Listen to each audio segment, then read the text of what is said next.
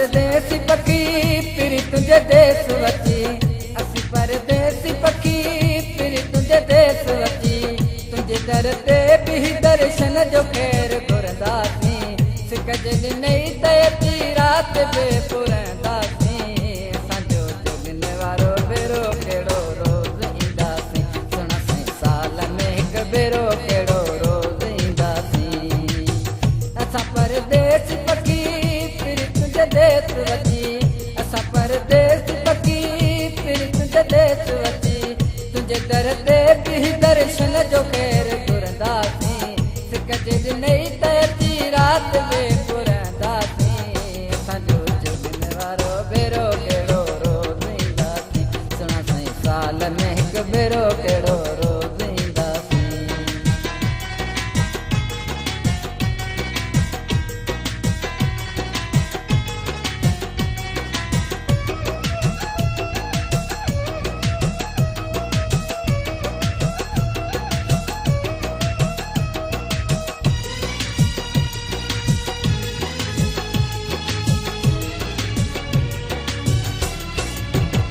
मत पंज देश ते करी नाज़ असां सां करी तूं माण पिरी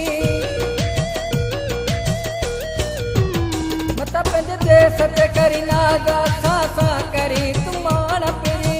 परदेसी माण्हू अथई नरम दिलनि माण पिरी अॼु तोखे चई था छॾियूं पोइ मयार ॾींदासीं सिक ॾिनई त अची राति बि पुरंदासीं असांजो जुगन वारो भेरो कहिड़ो रोज़ ईंदासीं सुणासीं साल में हिकु भेरो कहिड़ो रोज़ ईंदासीं असीं परदेस पखी फिर तुझे देश वची असीं परदेस पखी फिर तुझे देश वची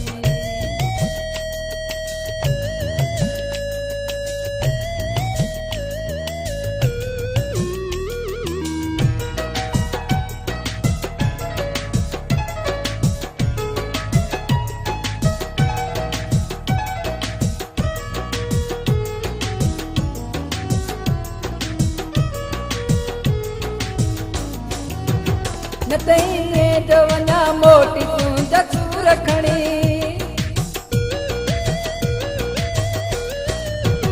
न तईं जो वञा मोटी तूं जसूर खणी भली पोइ कर तूं मूंखे दिलि तां पंहिंजे दूर वणई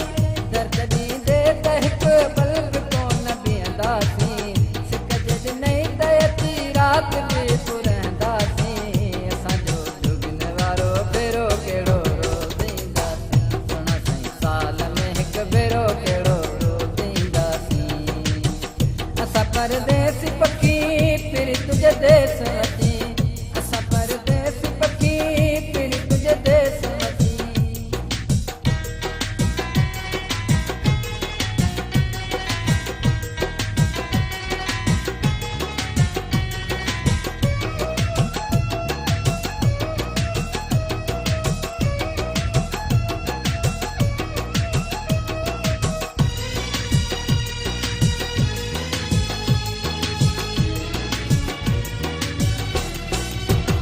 जोके पांचन सां वफ़ा कर त मां बि गोर थियां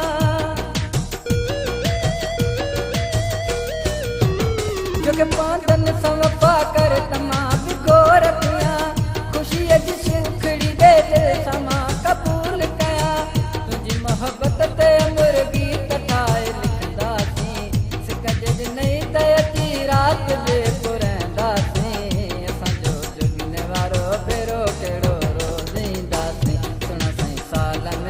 भेरो कहिड़ो रोज़ ईंदासीं असीं परदेसी पखी फिर तुझे देश वची असीं परदेसी पखी फिर तुझे देश वची तुंहिंजे दर ते बि दर्शन जो खैर घुरंदासीं सिक ॾिनई त अची राति बि पुरंदासीं असांजो जुगन वारो भेरो कहिड़ो रोज़ ईंदासीं सुणासीं साल में हिकु भेरो कहिड़ो रोज़ ईंदासीं असां परदेसी पखी फिर तुझे देश वची तुंहिंजे दर ते बि दर्शन जो खैर घुरंदासीं सिक ॾिनई त अची राति बि पुरंदासीं असांजो जुगन वारो भेरो कहिड़ो